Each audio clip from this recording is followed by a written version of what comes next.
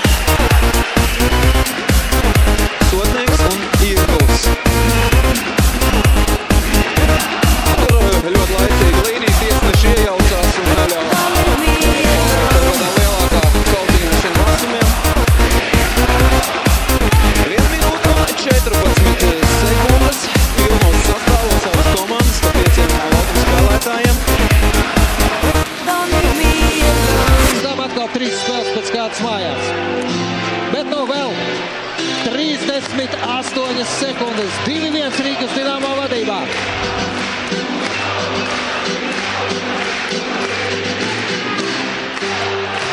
Kartagans iemetienā pret Vašičeku. Labākie spēki, protams, viesiem uz ledus. Kartagans uzvar. Viesu vārti tukši. Višņevskis atspēlē atpakaļ Miknovam. Vēl 23 sekundes. Ļoti aktīvi spēlē Niževics. Ļoti aktīvi neļauj viesiem neko uzsākt. Pakalūks Cipulis.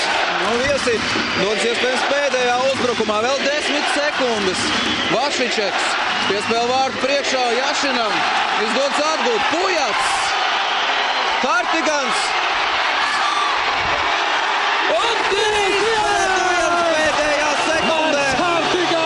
Tomēr vārti netiek ieskaitīti. Galvenais arbitrs rāda, ka uz tabulā jau bija nospēlētas 20 minūtes. Nu, apsveicam ar kārti kārtējo uzvaru Rīgas Dinamo. Tā ir 21. uzvara rīdziniekiem un 19. pamatlaikā.